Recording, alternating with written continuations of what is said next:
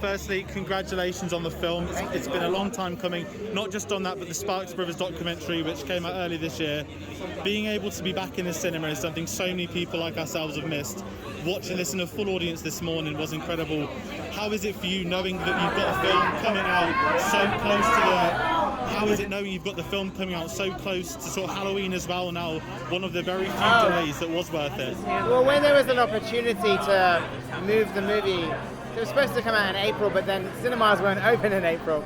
So it was a twofold thing. It's like, one, well, we want it to be in cinemas, and B, we like the idea of it being in the autumn was good, when the nights get longer.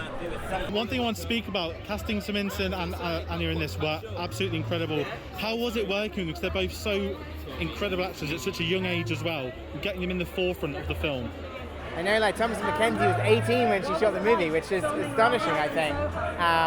And you know, the two of them like bonded very quickly because they had to do all their mirror choreography together. So it was almost like the first thing they shot was having to kind of like do exactly what the other one was doing.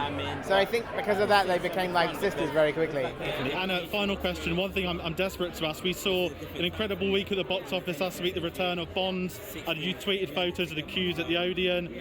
As a British filmmaker, is that something one day you'd love to do, especially with the amazing Thunderball reference, which I've That is a decision that is not up to me. So, like, you know, who knows? I mean, I do love the franchise.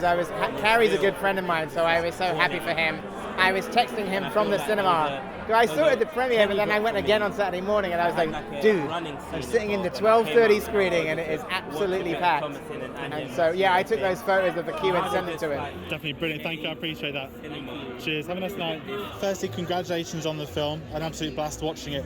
I wanted to ask firstly, even before then, you worked with Sam Mendes, of course, on 1917, one of the last big British films pre-pandemic, and now we're on Last Night with Soho, the first big British film, I'd say, after the pandemic.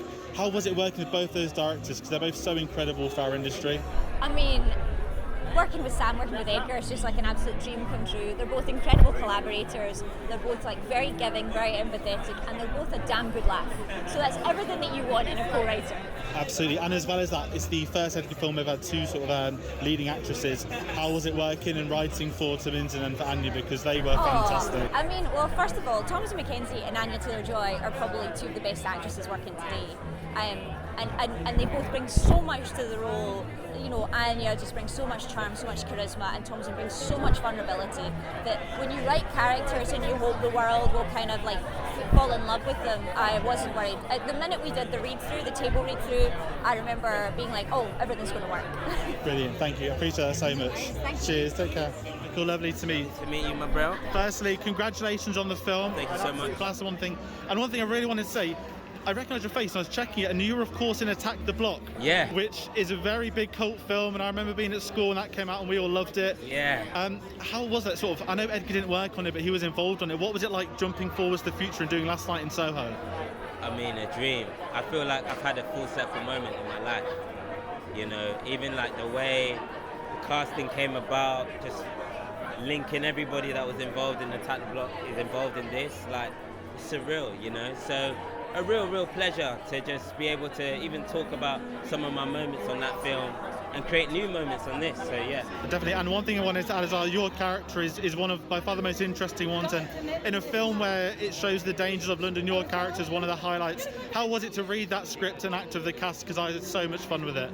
You know what, it's one of those ones when you're given a good guy amongst bad guys, you're just like, thank God, no one's going to hate me. But I think Edgar allowed me to not just look at it as a good guy, look at the other qualities that he has.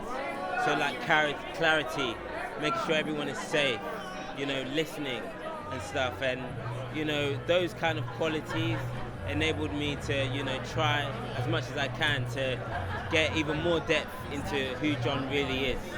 Brilliant, thank you, I appreciate that. Enjoy the evening. Bless you, bro. Thank you. In Edgar Wright's first horror film, she's very much the comic relief of it, albeit with the modern setting.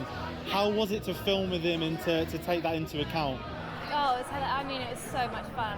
I haven't ever really played this kind of role before, and it's just a completely different thing, doing something that's kind of a bit more comic relief. I don't want to say comic relief, but sort of comedic in a sense.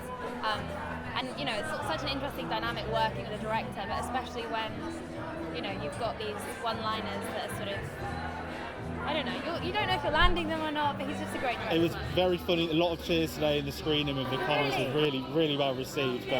With that character as well, was there any inspiration from your time maybe with people when you were younger studying? Because I think everyone knows a character like Jocasta nowadays, and I think that's where so much of the comedy came from. I always say girls in the year above me at school, or anyone, sort of, at school, you're sort of worried about the year above and what they think of you, and I think that's what I drew on mainly, especially when I was meeting for the part. It's okay, who's made me feel uncomfortable or small, and how did they do that? And sort of drawing on that. Brilliant, thank you. Thank you. I just want to ask, how was it being in an Edgar Wright film set in London and also having it at the London Film Festival? How was that as an experience? Just a really exciting experience, really honoured to be a part of it and be asked to be there. I was just saying that you feel very supported as a member of the cast because Edgar is totally in control and the scripts are really tight, the direction is perfect, and so you're a very happy actor. Absolutely, and with your character playing almost a mentor figure for Eloise in the lead, how was that working with Taminsin? Because she's an incredible actress at such a young age. How was that on set? When you get to stand at the sidelines and watch, actors and actresses of that calibre, her age is sort of irrelevant really because her gift is so sublime. It's really a real thrill to watch her work and create. So that was lovely. Brilliant, thank you. Pleasure.